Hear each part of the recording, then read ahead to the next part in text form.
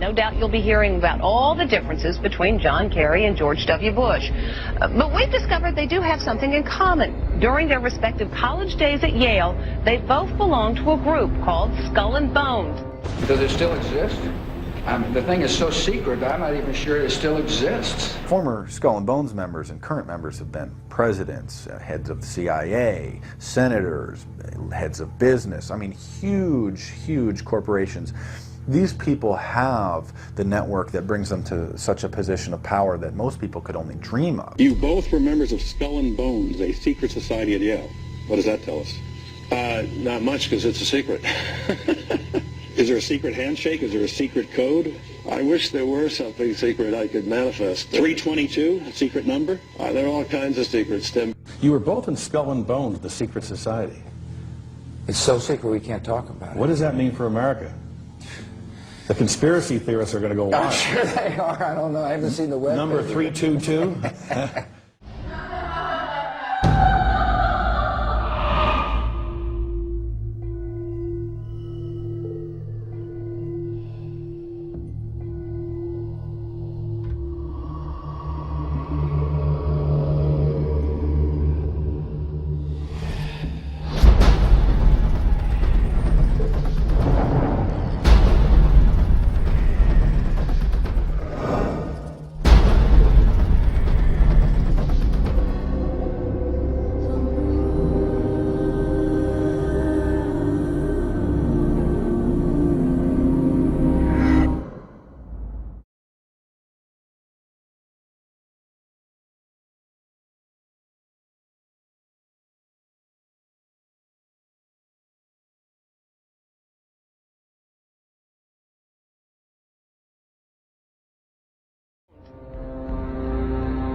He's come pretty close. She was part of a team that successfully recorded part of the initiation ceremony that takes place in the tomb's courtyard. Okay, you have the doorway here. Yeah. Okay, then to the right you have a hedge, and then you have an evergreen tree. If you follow that line straight back, courtyard's in there. Ah, okay. So that's where they have the ceremonies in the outdoor part of it. Part of it was indoors. So we only got to see the outdoor part. Right. We only got to, and to listen to the outdoor part. God only knows what went on indoors. And what did you hear? What was it you know? You managed to get this unique it was access disgusting. It was gross. I mean, they were pretending to murder people. And what was the tone of it, though? Was it jokey or was it quite... No, it wasn't jokey at all. It was sick. It's about the only way I can describe it. It was sick.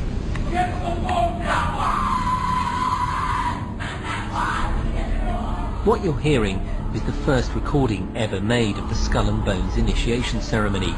It has never been broadcast before.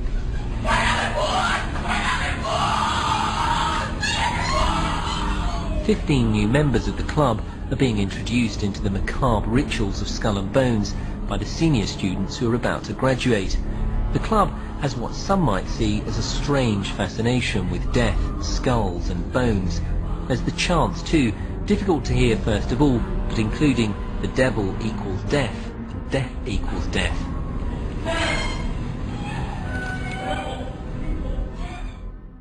This is an elaborate, occult, ritualistic entry into this group that they are now a member of for life.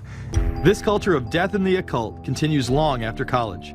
Later on in life, these pagan rituals carry on in the redwoods of Sonoma, California. And what is the Bohemian Grove? Well, it's a kind of summer camp for the powerful, an all-male gathering in great secrecy. This group was formed in the late 1800s by artists, industrialists, and politicians. Bohemian attendees worship the owl as their deity. The Aztecs, Mayans, and other natives of Mesoamerica considered the owl a symbol of destruction and death. This is why the opening ritual for the club is the cremation of care. During the ritual, the effigy of a baby is rowed across the water by the Grim Reaper and given to a high priest, who then tosses it on a fiery sacrificial altar of a 40-foot owl god. It is an earth-based ritual in which care is burned away. The conscience is symbolically cast aside so that they may ignore the pain they have inflicted on others for the advancement of their own agendas. With this ceremony called the cremation of care, that begins the two-week encampment where the body of dull care, symbolizing woes and concerns, is burned on an altar in front of a big owl statue. When that ceremony ends, they all start to cheer and yell. Now a question. What have Herbert Hoover, Art Linkletter, Jack London, and Richard Nixon all had in common?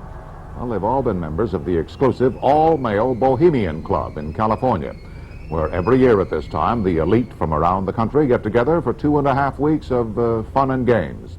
Among its members are businessmen like Leonard Firestone and Edgar Kaiser, and political figures like Gerald Ford, Henry Kissinger, William French Smith, and George Shultz.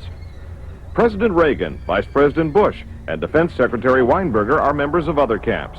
Richard Nixon is a Bohemian, and so are high-ranking executives of such companies as Eastern Airlines, Standard Oil of Indiana, and Bank of America. For the most part, the men of Bohemian Grove are over 50, highly successful, and, according to many employees, politically conservative. Membership in the Grove is by invitation only, and is determined by such factors as social standing, occupation, and personal connections. Privacy is one of the Grove's most cherished virtues. Members may not photograph, record, speak, or write about activities at the retreat. While many public officials are Grove members, the press is a distinctly unwelcome guest. We're from ABC News. Well, get back there. Get back there. Can we talk to somebody in the... Get back there. And what you're looking at here, staggeringly, is a group of people, some of the most famous people in America, in long gowns. Behind them there, you see a 40-foot stone owl. And there's the fire between them, next to the lake at Bohemian Grove. Now, one might wonder, understandably, why the people that run the banking, political, economic system and the media in America should be dressed in long robes doing a ceremony to a 40-foot stone owl. I think we should be told.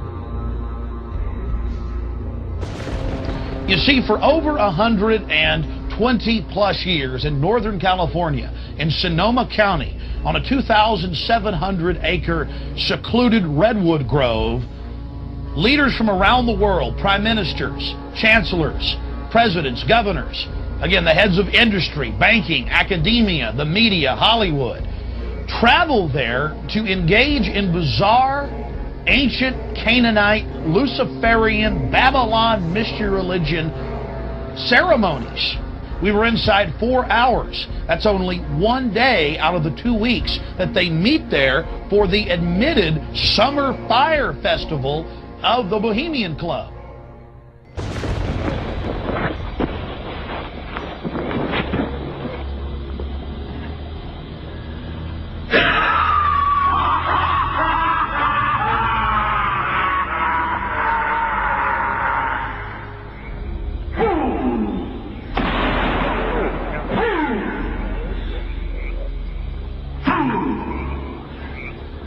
When will you learn?